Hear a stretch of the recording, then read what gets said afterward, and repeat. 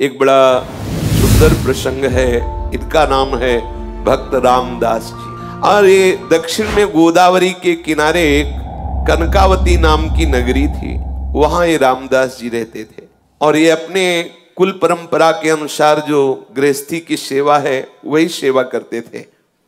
अत्यंत दैन्य और अत्यंत गरीब, सीधे पूरे शरीर में ठीक से पहनने के लिए वस्त्र भी नहीं थे, खाने के लिए कोई ऐसी व्यवस्था नहीं थी। अगर आज वो सेवा ना करें जो उनके कुल की है तो दूसरे दिन उनके यहाँ रसोई नहीं जलेगी, ऐसी कोई अन्न की भी व्यवस्था नहीं थी।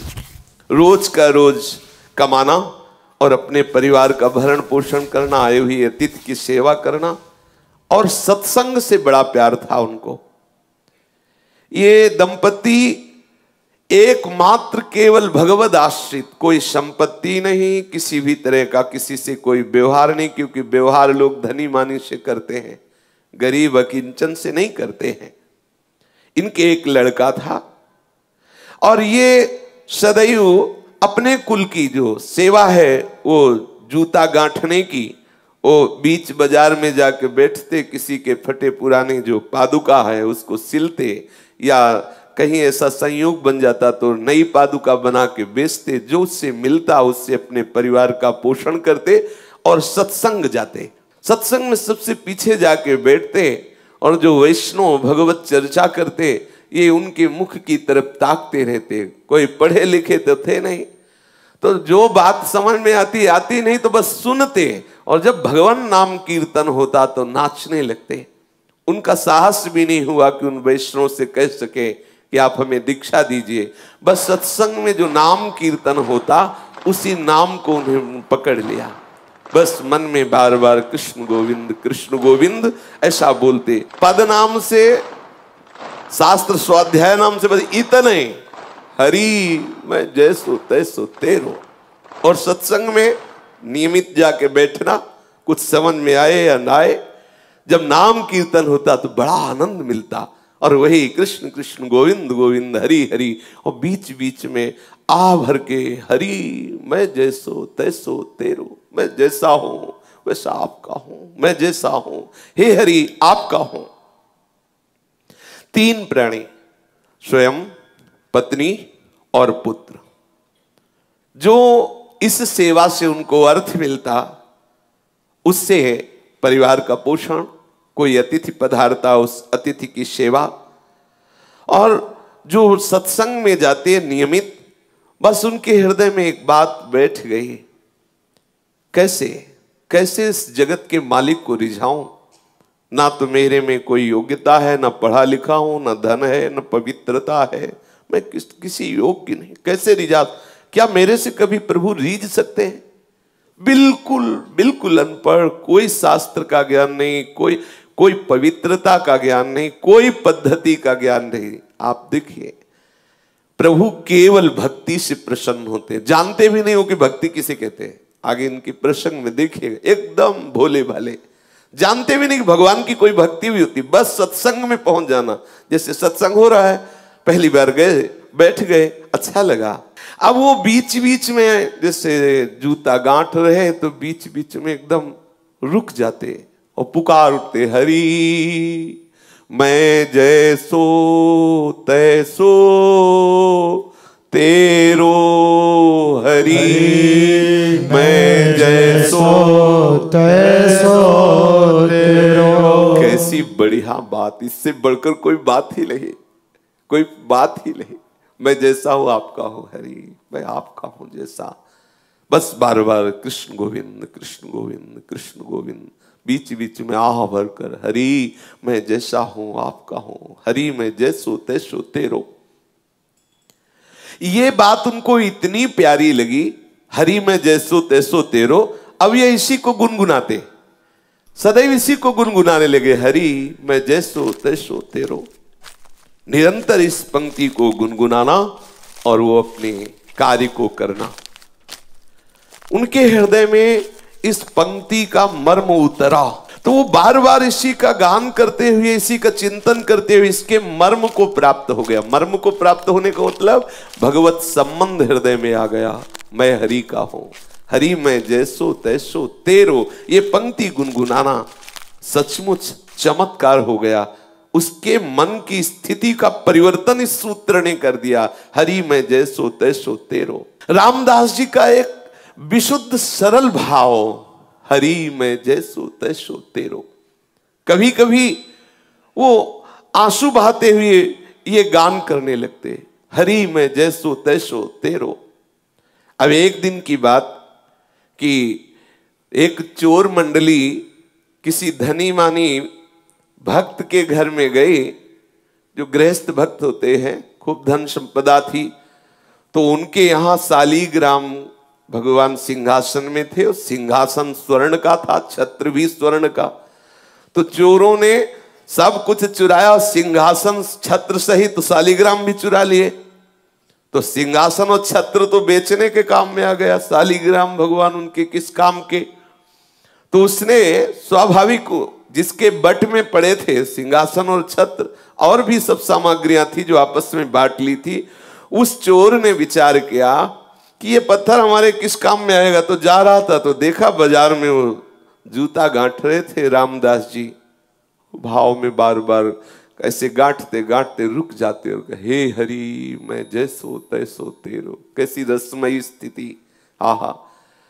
अब वो चोर विचार किया कि वो जैसे जूता गांठने में कुछ ज्यादा हो जाए धागा या चमड़ा, तो उसे काटने के लिए उनके पास जो औजार होते हैं उनको पत्थर से घसते हैं। तो उसने विचार किया कि पत्थर ये मेरे काम में तो आने वाला नहीं, क्योंकि उसके अंदर कोई भाव ही नहीं था कि भगवान है। तो उसने रामदास जी से कहा कि सुनो, हमें अगर तुम जूता दे दो तो तुम्हारे घसने के लिए हमारे पास एक बहुत चिकना पत्थर है, हम दे दें। तो रामदास जी ने जो नए जूते बनाए थे वो उसे दे दिए, बिल्कुल सरल स्वभाव के भोले भाले भक्त। और वो शालिग्राम भगवान उनको दे दिए, और ये कह के दिया कि पत्थर तुम्हारे घिसने के काम में आएगा। अब वो देखा तो कि ये चिकने हैं, पर जब उसमें अपना वो औजार घसा तो और बढ़िया धार निकली उसकी। उसको लगा चलो जूते के बदले में अच्छा पत्थर मिल गया, बढ़िया है। अब वो उसमें घिसता और कभी कभी आंसू बहाते हुए, हे हरि मैं जैसो तैसो तेरो। देखो सूक्ष्मता की बात है, उसके आंसू गिरते शालिग्राम में। अब जब जोर से घसना होता तो हाथ में रख के थोड़ी घसते बनता है, फिर वो कुछ और मुद्रा होती है। इसमें स्पष्ट लिखा हुआ है वो मुद्रा, दोनों चरणों के बीच में शालिग्राम जी को फंसा के फिर घसते। आप जरा देखिए भाव का विषय कैसा होता है। अब वो हृदय में बड़ा आनंद मिलता, क्योंकि भगवान चक्र चिन्ह से चिन्हित शालिग्राम भगवान को इससे कोई मतलब नहीं है, ये तो क्या कर रहे हैं, बड़े बड़े रिझवार, बड़े लीला बिहारी है। अब चोर के द्वारा दिए हुए शालिग्राम का यहां ये प्रयोग हो रहा है। दूसरे की पादुका गांठना, उसमें धागा बढ़े तो उससे जो काटते हैं वो यंत्र उनका, उसको उसमें रगड़ते। ये एक दिन कोई पंडित जी अपनी पादुका ठीक कराने आए, तो जब दृष्टि गई तो उन्होंने देखा कि अरे ऐसे शुभ चिन्हों से युक्त, जिसमें चक्र का चिन्ह बना हुआ है, ऐसे चिन्ह से युक्त तो साक्षात शालिग्राम है। ब्राह्मण ने कहा तुम्हारी बुद्धि मारी गई है, ये तुम क्या कर रहे हो? तो उन्होंने कहा अपने पत्थर से अपने औजार की धार निकाल ले। तो ब्राह्मण समझ गया मूढ़ आदमी, इससे क्या बात करे। तो उनका तुम जितने रुपए चाहो मैं तुम्हें रुपए दूंगा, ये पत्थर हमें दे दो, ये पत्थर हमें बहुत आवश्यक है, दे दो। समझा कि इसको समझाएं कि भगवान है, तो इसके क्या समझ में आएगा जब ऐसी हालत है कि दोनों पैर रखकर फिर इसमें अपना औजार घिसता है, ये तो साक्षात शालिग्राम भगवान है। ब्राह्मण ने सोचा कि जैसे बंदर को हीरा मिल जाए तो क्या जाने, ऐसे क्या जाने बेचारा। उन्होंने कहा कि तुम जितना रुपया चाहो मैं तुम्हें दे सकता हूं, तो ये हमें पत्थर तुम दे दो, मुझे अच्छा लगा, ये पत्थर मुझे दे दो इसलिए मैं ले रहा हूं। अब उसने कहा कि मेरे तो बहुत काम में आए हैं ये पत्थर, लेकिन तुम्हारी इच्छा है तो मैंने ना पैसे दे के लिए हैं और ना तुमसे पैसे लेना है, आप ले जाओ, कोई बात नहीं है। ब्राह्मण ये सुन करके आनंदित हुआ और उसने वो शालिग्राम भगवान ले लिए। ब्राह्मण से कहा कि जो मैं मेहनत करता हूँ जूता गांठ करके, उससे जो मिलता है मेरे परिवार का, उससे भरण पोषण होता है, मुझे इस पत्थर के बदले में कोई धन नहीं चाहिए, ले जाओ। कोई मुझे हवेली नहीं बनवानी, कोई मुझे सुखपूर्वक नहीं रहना, क्योंकि अगर सुखपूर्वक रहूंगा तो मैं भूल जाऊंगा प्रभु को। इसीलिए मैं जानबूझ करके उतना ही कमाता हूं जितने से रोज उधर भर जाए। इतना कह करके रामदास जी ने वो पत्थर दे दिया जो शालिग्राम भगवान है। पंडित जी ने देखा दुर्लभ सद्गुणों से युक्त तो शालिग्राम, बड़े आनंदित हुए, घर में आए, सुंदर जल से दुग्ध से अभिषेक कराया, सुंदर सिंहासन में विराजमान किया, षोडशोपचार मंत्रों से पूजन किया और ये विचार किया कि भगवान मेरी इस चेष्टा से प्रसन्न होंगे, क्योंकि वहां क्या सुख पा रहे थे और यहाँ हम उनको क्या सुख पहुंचा रहे। मंत्रों से उच्चारण करना, पंचामृत से स्नान कराना, तुलसी जी ऊपर विराजमान करना, आदि आदि जो पद्धति से सेवा पूजा है। अब पंडित जी की इस प्रकार की सेवा पूजा से ठाकुर जी असंतुष्ट हो गए। अब लियो, कैसे न जाने कौन से गुण पर दया निधि रीझ जाते हैं। आहा, पंडित जी पूरी पूजा विधि जानते थे, पर हृदय से प्रभु के प्रति अपनापन नहीं था, भक्ति नहीं थी, प्रेम नहीं था। और ये अब आप समझ लो किस कोटि के भक्त है, कुछ ज्ञान ही नहीं है, परंतु इनके हृदय में है कि मैं प्रभु का हूं, प्रभु मेरे हैं। कभी कभी आंसू बहाते तो वो आंसू जो शालिग्राम भगवान के ऊपर गिरते, उससे बड़ा पंडित जी का पंचामृत नहीं। और जो आह भर के पुकारते कृष्ण कृष्ण गोविंद गोविंद हे हरि मैं तेरा, इससे बढ़कर वेद मंत्र अच्छे नहीं लगे ठाकुर जी को। ठाकुर जी ने स्वप्न में एक वैष्णव का रूप धारण किया और उन ब्राह्मण से कहा कि तुम सीधे हमको उन रामदास के पास पहुंचा दो। हाँ, कहा कि ये तुम्हारा षोडशोपचार पूजन, ये पंचामृत अभिषेक और ये तुम्हारा सिंहासन में विराजमान करना मुझे बिल्कुल अच्छा नहीं। मुझे उसकी सूखी रोटी और आह भरी पुकार ने खरीद लिया है, मुझे वहीं पहुंचाओ। अब जब स्वयं स्वप्न में भगवान ऐसा आदेश कर रहे हैं तो उसके तो होश उड़ गए ब्राह्मण के, कि हम तो जिसे समझते थे कि वो तो अनपढ़ है, गंवार है, प्रभु इतना उसे प्यार करते हैं। अब हाथ में सुंदर वस्त्र पर शालिग्राम भगवान को लिया और भगवान से कहा कि आपको पता है कि आपके ऊपर वो औजार घिसता है, चंदन तिलक लगाने की बात जाने दो, सिंहासन में विराज वाले पैर रख के आप पे औजार घिसता, तुमको वो पसंद है। और ये षोडशोपचार पूजन, पंचामृत से स्नान, ये सब। प्रभु ने कहा जब वो आंसू बहाते हुए नाम बोलता है ना, कृष्ण गोविंद हे हरि मैं तेरा, मुझे इतना सुख मिलता है कि वेद मंत्रों से मुझे सुख नहीं मिलता। और जब वो मेरे ऊपर पैर रखता है तो मुझे ऐसा लगता है वो आत्मसमर्पण कर रहा है पूरा। ये यही है, इनसे कौन पार पावे। सर्वलोक महेश्वर जितने भी ज्ञान के सूत्र हैं सब इन्हीं से प्रकट हुए, इनसे कोई पंडित क्या पार पा सकता है। बोले जब वो चरण रखता है, दबाता है चरण से ऐसे, तो मुझे लगता है कि पूरा अपने आप को समर्पित कर रहा है, आत्मसमर्पण कर रहा है। मुझे बहुत सुख मिलता है, तुम्हारे चंदन और कस्तूरी के लेप और इत्र से मुझे जो सुख नहीं मिलता उसके घसने से सुख मिलता है। अब राजी, आप राजी तो फिर किसकी क्या बस चले। ठाकुर जी राजी। अब वो जो ब्राह्मण था जिसको एक गर्व था कि मैं ऊंचे कुल में हूं और मैं पूजा का विधान जानता हूं, मेरी दासता से, मेरी पूजा से शालिग्राम भगवान प्रसन्न हो जाएंगे। आज वो बहुत दैन्य हुआ कि मेरे दुर्भाग्य की आज तक मुझे वो प्राप्त नहीं हुआ जो रामदास को प्राप्त है, क्योंकि स्वयं ठाकुर जी वहां जाना चाहते हैं। ये विचार करके शालिग्राम को लेकर के रामदास जी के घर जाना निश्चय किया उसने, और मन में बहुत जलता जा रहा था कि मैं ब्राह्मण तो हूं लेकिन आडंबरी हूं। मेरे अंदर वो बात नहीं आई जो उस दैन्य भक्त रामदास के हृदय में आई। बार बार शालिग्राम को हृदय से लगा के विकल होकर कहने, देखो ये है किसी भी तरह से भक्त का संग हो जाए, किसी भी तरह। ये रामदास जी के दर्शन की, देखो ये दर्शन का प्रभाव। अब वो दैन्य होके जा रहा है, क्या प्रभु कभी मेरे भी हृदय में भाव आएगा? जैसी रामदास की भक्ति से आप प्रसन्न, क्या कभी मेरे अंदर भी भक्ति आएगी? मेरी पूजा आपको पसंद नहीं तो प्रभु मेरे को भाव दे दो, जिससे मैं रामदास जी जैसी भक्ति कर सकूं। अब आई बात, ये जो ब्रह्मणत्व का अभिमान, वेद ज्ञान का अभिमान धूर धूषरित हो गया। इसीलिए लिखा है, तिनकी संगति रहत जाति कुल मद सब नंसई। भगवत प्रेमी महात्मा का संग होते ही जाति का अभिमान, कुल का अभिमान, विद्वता का अभिमान, ये सब नष्ट होने लगते। देखो नष्ट हुआ अभिमान।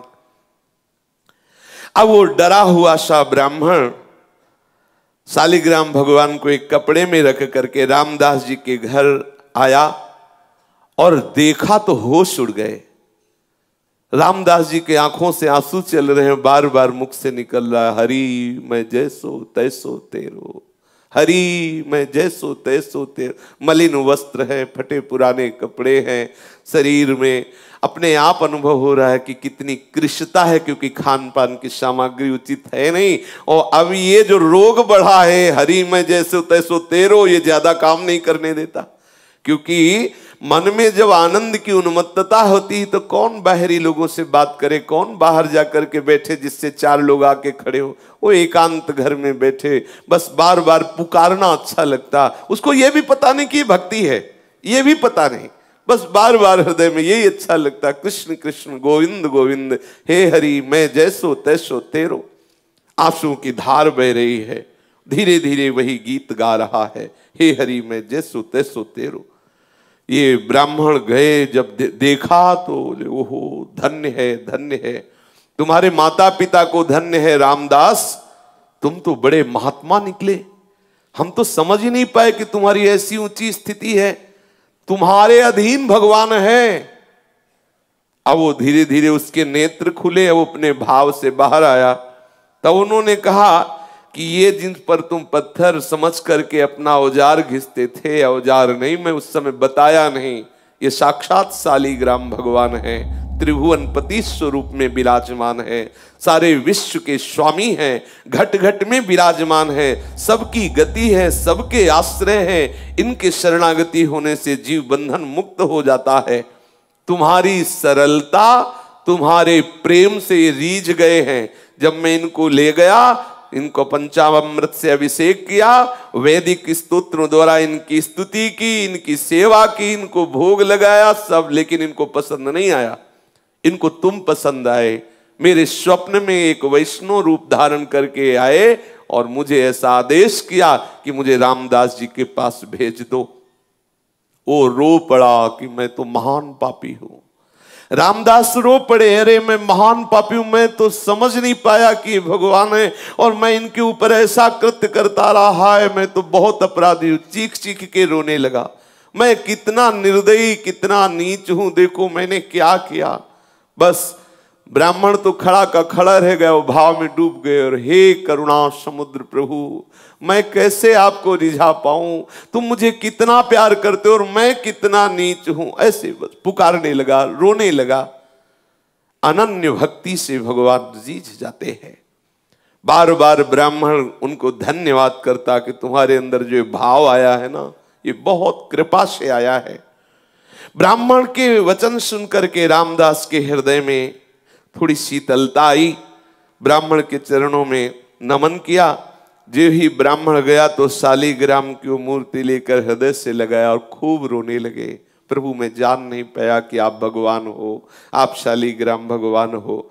घर में ले गया, फटा पुराना जो भी कपड़ा हो ऐसे बिछाया, आसन पर शालिग्राम रखे और जो रूखा सूखा उसके घर में होता ठाकुर जी को भोग लगाता और गदगद कंठ से प्रभु को पुकारता। कई दिन ऐसे सेवा के बाद उसके हृदय में बात आई कि यदि तुम भगवान हो, मैं तो जानता नहीं, पंडित जी कह गए, मैं तो नहीं जानता कि तुम शालिग्राम भगवान हो, यदि तुम भगवान हो तो मुझे दर्शन दो। जब आप इतना प्यार हमसे करते हैं कि उनके घर तुम्हें रुका नहीं गया और तुम वहां से वापस आए हो, तो प्रभु मैं दीन हूं, मैं नीच हूं, मैं अज्ञानी हूं, मैं दुर्जन हूं, मैं पतित हूं, लेकिन हूं तो प्रभु आपका ही। प्रभु मुझ में कोई पवित्रता नहीं, कोई सदाचार नहीं, और ऐसे पवित्र ब्राह्मण के यहां से आप आए तो मुझे लगा कि आप मुझसे प्यार करते हैं। आप जब मुझसे प्यार करते हैं तो अब छुपा छुपी का खेल बंद करो, दिखाओ कैसे होते हैं भगवान, कैसे हो तुम, मुझे तो पता नहीं, लेकिन आप अब मेरे हृदय में बेचैनी हो रही कि आपका स्वरूप क्या है। प्रभु आप कृपा करो, मैं तुम्हें प्रत्यक्ष देखना चाहता हूं। हे करुणा सिंधु, हे दीन बंधु, हे पतित पावन, ऐसी पुकार करने लगा। हे कृपा सिंधु कृष्ण, हे करुणामय भगवंत, मैं तो तेरे हाथ बिक गया। हे प्रभु, हे मोर मुकुट धारण करने वाले, हे वैजंती माला धारण करने वाले, हे कृपा सिंधु पीतांबरधारी, आप मुझे दर्शन दीजिए, अपनी कृपा से आप दर्शन दीजिए। मैं तो पतित हूं, नीच हूं, पर शरणागत हूं, शरण गए कि लाज रखिए प्रभु। अब मेरे हृदय में बड़ी विकलता हो रही, मैं आपका दर्शन चाहता हूं। रामदास रो रो करके प्रभु से प्रार्थना करने लगा। ऐसा प्रेम समुद्र उमड़ा कि सब कुछ भूल गया, विह्वल विकल होकर के। ये विकलता प्रभु को खींचती है, उस अव्यक्त सत्ता को व्यक्त करती है। ये विकलता है, यही है, पर माया का पर्दा उड़े हुए है।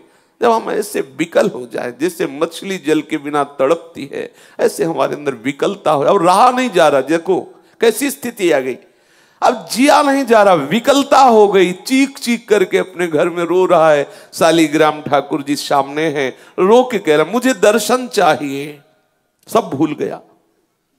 कभी कभी तो ऐसा भाव आ जाता कि नाच नाच के रिझाता कि मेरे नृत्य से रिझ जाओ। कैसी शोभा, फटे पुराने कपड़े हैं, कृष्ण शरीर है, और भाव में भीना हुआ सामने एक कपड़े में विराजमान शालिग्राम, नाच नाच के ये भाव की इसी नृत्य से रिझ जाओ प्रभु। मुझ गरीब के पास तो कुछ रिझाने के लिए नहीं है। कभी रो रो के प्रभु मेरे रोने से रिझ जाओ, ऐसी भावना से वो विकल होकर प्रभु से पुकारने लगा। अब तो प्रेम के जो अष्ट सात्विक भाव हैं उसके हृदय में उदय होने लगे। कभी हंसता, कभी रोता, कभी चुप शांत बैठ जाता, कभी गान करता, कभी हे हरि मैं जैसो तैसो तेरो, ऐसा पुकार उठता। उसके हृदय में इतनी जोर से लालसा जागी कि प्रभु का वियोग इससे असह्य हुआ और प्रभु को असह्य हो गया अब रुकना। ये है भक्त की सामर्थ्य। असह्य हो गया प्रभु को भी रुकना। अब प्रभु नहीं रुक सकते, विकलता हो गई। आहा, प्रभु विकल हो गए। अब वो गदगद कंठ से हे वंशीधर, हे मदन मोहन, जोर जोर से पुकारने लगा। हे वंशीधर, हे मदन मोहन, तुम्हारे चरणों में बार बार नमस्कार है। मुझ गरीब की पुकार सुनो। कहाँ हो आनंद में, कहाँ हो श्याम सुंदर, मुझे दर्शन दो, ऐसे पुकारने लगा। प्रभु यद्यपि मैं समझ रहा हूं कि जैसे छोटा सा बालक चांद को खेलने के लिए मांगे, ऐसे ही मेरी बात है। कहां मैं नीच अधम, कहां बड़े बड़े तपस्वी ऋषि जो आपको दुलार करते रहते ध्यान के द्वारा, कहां मैं अपवित्र। पर प्रभु मैं हूं तो आपका ना, मैं क्षुद्र हूं, दीन हूं, नीच हूं, जैसा भी हूं आपका हूं। पर अब मेरे हृदय में एक ही है, आपके दर्शन नहीं मिलेंगे तो मैं प्राण त्याग दूंगा। मैं नहीं जी सकता आपके बिना, क्या करूं, मुझसे जिया नहीं जा रहा। ये स्थिति है। कैसी कृपा होती प्रभु की अपने भक्तों पर, प्रभु के बिना अब जिया नहीं जा रहा। ये मतलब अब इस बात में केवल वाणी लड़खड़ाती है, ये केवल प्रभु देते हैं। भजन साधन और सब एक तरफ, ये बात अब जिया नहीं जा रहा। वो हृदय में ऐसी विकलता, एकांत तो बैठा हुआ पुकारता रहता है, अब जिया नहीं जा रहा। ये बात जिनके हृदय में आ गई, बस मिलन नजदीक है। जब जिया न जाए, नहीं खान पान ते भावे, नहीं कोमल वसन सुहावे, सब विषय लगे ते खारा है, हरि आशिक का मग्न। अब कुछ अच्छा नहीं, बस अब जीवन है तो हरि से है, अगर नहीं मिले तो जीवन नहीं। ऐसी विकलता हृदय में। अब मैं तुम्हारे लिए ही जी रहा हूं, बस हमारा जीवन प्रभु के लिए है। प्रभु यदि आप न आए तो इस जीवन का अंत हो जाएगा, क्योंकि अब कुछ सुहाई नहीं दे रहा। मैंने तो कभी जाना ही नहीं कि तुम प्रभु हो। देखो मैंने आपका निरादर किया, पर आपने प्यार किया। मैंने निरादर किया, मैंने जाना ही नहीं कि तुम शालिग्राम के रूप में चोर के द्वारा मेरे पास स्वयं आए हो। मैंने जाना ही नहीं, मैंने तो औजार घिसा, आपके ऊपर चरण रखे, आपको माना ही नहीं कि आप भगवान हो, लेकिन आप मुझसे प्यार करते हो। मैं उसी प्यार की दुहाई दे के कह रहा हूं कि आप मेरे से मिल जाओ, मेरे से मिल जाओ हे कृपा सिंधु। तभी मेरे अंदर ये हिम्मत आई कि मैं ऐसा कह सकूं कि मेरे से मिल जाओ दीन दयालु। मेरा साहस आपकी कृपा पर निर्भर है। बोलो, आप एक सदाचारी वेदज्ञ ब्राह्मण के यहां जाकर भी संतुष्ट नहीं हुए, मुझ मैले कुचेले आचरण वाले के घर आए प्रभु, इसीलिए मेरा साहस हो रहा है। आप एक बार मेरे नेत्र गोचर हो। यदि दर्शन ना देना होता तो ये आपने ललक क्यों लगाई? ये आपने ललक क्यों लगा? आप क्यों आए मेरे पास? क्यों मुझे सत्संग में ले गए? क्यों वो बातें सुनाई? क्यों अपना नाम अपनी जिह्वा पे लाए? क्यों ऐसी लीला की? मैं तो जैसा था वैसा पड़ा रहता, लेकिन आपने ही ये ललक लगाई, आप ही मुझे आगे बढ़ाए। तो अब आप मिल जाइए प्रभु, मैं जैसा हूं तुम्हारा हूं, अब मिल जाइए। बस बार बार यही, एक बार सांवरे ये अपना चांद सा मुखड़ा मुझे दिखा दो। मेरा चित्त विकल हो रहा है, हे मेरे मनमोहन करुणा की वर्षा कर दो। इस दीनहीन कंगाल के पास कुछ ऐसा नहीं है जिससे मैं तुम्हें रिझा पाऊं। इस प्रकार विकलता हुई। भक्त का विशुद्ध भाव भगवान को अधीन कर लेता है। इसी विशुद्ध भाव की स्थिति में कोई भी विकार उसके हृदय में नहीं टिकता। काम क्रोध लोभ मोह दम ये सब नष्ट हो जाते हैं। हृदय एकदम द्रवित निर्मल और आंसुओं की धार के रूप में हृदय बहने लगता है। रामदास जी की प्रेम भरी पुकार सुनकर के उस सर्वेश्वर प्रभु स्थिर न रह सके। वो एक वैष्णव का रूप बनाया और रामदास जी के घर पहुंचे। रामदास जी के तो आंसू चल रहे थे, प्रभु से पुकार रहे थे, वो मस्ती में झूम रहा था। कभी कभी नाश पड़ता, कभी कभी अश्रु प्रवाह करते हुए कुछ बड़बड़ाता जो समझ में भी नहीं आता। कभी कभी शालिग्राम की मूर्ति उठा के हृदय से लगाता, चूमता, अपने नेत्रों में लगाता। कभी कभी मूर्ति लेके नाचने लगता, कभी मूर्ति को रख के साष्टांग दंडवत करने लगता। ऐसे और भगवान वहां खड़े हैं वैष्णव रूप। प्रेम दशा का निरीक्षण करके मुस्कुराते हुए उससे बोले, अरे भैया ये तू नाच कूद क्यों मचा रहा है? कुछ मिल गया क्या तेरे को? ये बड़बड़ा क्या रहा है? ये काम धंधा छोड़ करके ये क्या, ये हाथ में क्या लिए है शालिग्राम के लिए? प्रभु वैष्णव रूप में घर गए और ऐसा पूछा। रामदास जी को आवाज सुनाई दी तो बाह्य चेतना हुई। आंख खोल करके देखा कोई वैष्णव है। साष्टांग दंडवत प्रणाम किया। सामने देखा दिव्य मूर्ति, द्वादश तिलक लगाए हुए कोई वैष्णव खड़ा है। विनीत भाव से हाथ जोड़कर कहा, प्रभु मैं तो महामूर्ख और अपवित्र नीच प्राणी हूं, मेरे से अपराध ही बनते रहते। मैं क्या आपके प्रश्नों का जवाब दूं कि मैं किसको लिए हूं, क्या बड़बड़ा रहा हूं, क्या बोल रहा हूं? मन का कुटिल हूं, विद्या बुद्धि बिल्कुल है नहीं, पवित्रता का तो लेश नहीं है। पर ये जब से मिले, शालिग्राम दिखाया और कहा, ये जब से मिले तब से मेरे हृदय में कुछ हो रहा है, बेचैनी हो रही, मुझसे अब जिया नहीं जा रहा। वैष्णव ने कहा कि तुम इन्हें भगवान समझकर पूजते हो? हाँ हाँ भगवान है, ऐसा ब्राह्मण ने बताया है। इसीलिए मेरे अंदर एक आकांक्षा हो गई कि मैं भगवान को साक्षात देखना चाहता हूं। मुझे दर्शन नहीं हुए। मुझे लगता है कि मुझे पूजा विधि नहीं आती है, कोई मंत्र आदि नहीं आता। जैसा मन में आता वैसे सेवा करता हूं, जो मन में आता वैसा बोलता हूं। क्या दीन दयालु प्रभु मेरे पे रीझ जाएंगे? ओ वैष्णव से ऐसा रामदास जी पूछते हैं। रामदास जी ऐसा कहते कहते चिल्ला चिल्ला कर रोने लगे कि मुझे न पूजा विधि आती, न वस्तु पूजा की है, न कोई शास्त्रों का ज्ञान है। क्या प्रभु मेरे से रीझ जाएंगे? वैष्णव वेशधारी भगवान ने आश्वासन दिया और कहा कि भाई ये तो ठीक है जो तुम कर रहे हो, लेकिन भगवान के दर्शन की बात तुम्हारे हृदय में आई, ये ठीक नहीं है। और भगवान ये वैष्णव रूप में आए। अरे बड़े बड़े देवता, योगी, मुनिजन कितने काल तक तपस्या करते हैं, ध्यान धरते हैं, समाधि में रहते हैं, वो दर्शन नहीं पाते, तो तुम जैसे मनुष्य को कैसे भगवान दर्शन देंगे? मेरी बात मानो, ये दर्शन की बात तो छोड़ो और अपना काम धंधा करो, थोड़ी देर भजन साधन कर लिया करो जैसे कर रहे हो। वैष्णव की इन वाक्य को सुन करके मानो रामदास का हृदय फट गया हो, उनकी आंखें खुली की खुली रह गई, आह भरकर तो क्या मुझे भगवान नहीं मिलेंगे? आह, ये प्रीति है। यही भगवान देखना चाहते कि कैसा मेरे भक्त में मेरे मिलन की व्याकुलता होती है। आंखें खुली की खुली रह गई। वैष्णव कह रहे हैं भगवान का दर्शन बड़ा दुर्लभ है, योगी मुनियों के समाधि भाव को प्राप्त महात्माओं के ध्यान में भी जो नहीं आते, वो मुझ जैसे नीच को कैसे दर्शन देंगे? बात ठीक कह रहे ब्राह्मण देवता, वैष्णव देवता। वो विकल हो गए, आंसू गिराने लगे और कहने लगे, देव आपका कहना सत्य है, मैं बिल्कुल अधिकारी नहीं हूं कि मुझे भगवत साक्षात्कार, पर क्या करूं, अब मुझसे जिया नहीं जाता। ये खास बात है, जिया ना जाए प्रभु के बिना, रहा ना जाए। मैं नीच हूं, पापी हूं, मेरे पाप और नीचता को देखने पर लगता है कि कभी भगवान मुझे नहीं मिलेंगे।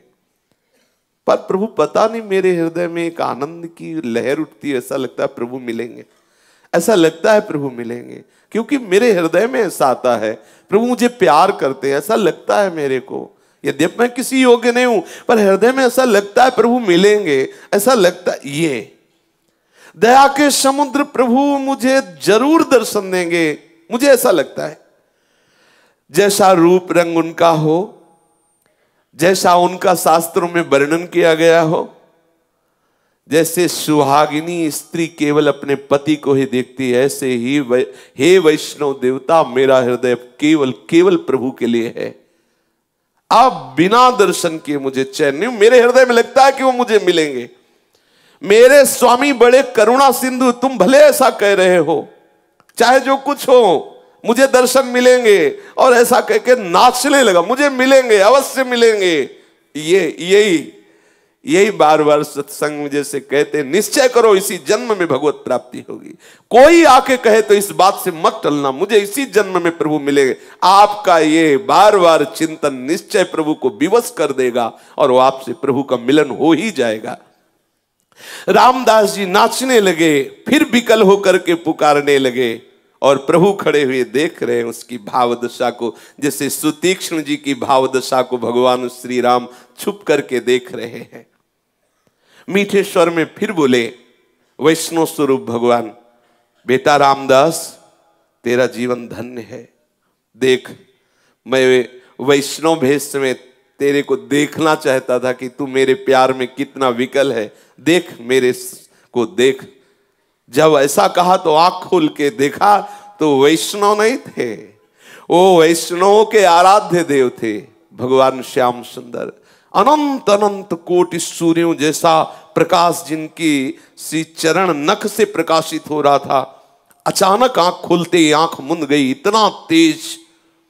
उसने देखा कि मदन मोहन त्रिभंगी लाल बंशी अधरों पर धारण किए हुए ललित त्रिभंगी स्वरूप से बड़े आनंद मुद्रा में विराजमान है, और रामदास जी की ऐसा सुंदर रूप। वो तो आनंद समुद्र में डूब गया कि अभी तक मेरे से भगवान ही बात कर रहे थे। रोज मिलते रोज वैष्णव जनों को, आप भी पहचानना, किसी न किसी रूप में आके वो ठिठोलिया करता है, किसी न किसी रूप में आके वो रोज मिलता है। पकड़ना, रोज परीक्षा करो, कहीं इस रूप में मेरे प्रभु तो नहीं आ गए, कहीं इस रूप में मैं चूक न जाऊं, मेरा प्रीतम किसी। यही तो वैष्णवता है, सब रूपों में झांकना। मेरा प्रीतम आया है इस रूप में, आप निश्चित देखना एक दिन वो पकड़ जाएगा। और वो जैसे रामदास जी के सामने अपनी उस छद्म भेष को हटा दिया, ऐसे ही हटा देगा। वो किसी रूप में रोज आता है, वो ऐसा नहीं है, करुणा का समुद्र है, वो रुक नहीं सकता, नहीं रुक सकता, वो तुम्हारे पास ही है, रोज तुम्हें दुलार करता है। सच्ची मानिए, जिस दिन ऐसी विकलता हो जाएगी उस दिन वो पर्दा हटा देगा और ऐसा ही सुख मिलेगा जैसा रामदास जी को मिला। सामने देखा सच्चिदानंद घन विग्रह प्रभु श्री हरि श्री कृष्ण चंद्र, पूरा घर प्रकाश से युक्त है। अब तो उछल पड़ा, आनंदित हो गया, वो सारी की सारी व्याकुलता आनंद में बदल गई। महाअमृत में सुख, बार बार प्रणाम कर रहा है। आह, सामने नौ किशोर ठाकुर ललित त्रिभंगी विराजमान है, बार बार प्रणाम कर रहा है, बार बार श्री चरणों को स्पर्श कर रहा है। स्तुति करना चाहता पर आता नहीं है कुछ, इसलिए ऐसे कुछ बोलने की चेष्टा करता है। प्रभु उतने में ही मंद मंद मुस्कुरा रहे हैं। फिर अचानक भगवान अंतर ध्यान हो गए। अब तो पुनः दर्शन के लिए छटपटाने लगा, भूमि पर लौटने लगा, बड़ी ही तन्मय स्थिति हो गई। योग वियोग की आनंदमयी अवस्था में डूबा हुआ निरंतर, कभी देख रहा है भगवान उसके समीप है, कभी देख रहा अंतर ध्यान हो, ऐसी विकलता। एक बार दर्शन होने के बाद फिर कभी ऐसा नहीं होता कि प्रभु नेत्रों से उजल हो जाए, बस जाते हैं नेत्रों में। ऐसी ही आनंदमयी स्थिति में उसका शरीर पूरा हुआ और वो नित्य पार्षद स्वरूप धारण करके प्रभु की नित्य सेवा में उपस्थित हो गया। इसीलिए देवर्षि नारद जी कहते हैं कि भगवत प्राप्ति के लिए, भगवत मिलन के लिए कोई ऐसा नहीं कि आप उच्च कुल में जन्मे हो तो ही भगवान मिले, या वेदों के पारंगत विद्वान हो, या बड़े दानी हो, तपस्वी हो, आदि आदि हो तो तुम्हें प्रभु मिले। प्रभु केवल केवल अपने भक्ति भाव से मिलते हैं। हृदय में प्रभु के प्रति अपनापन हो और तड़पन हो तो निश्चित प्रभु मिल जाएंगे। शेष चर्चा आगे। श्री राधा वल्लभ लाल की जय।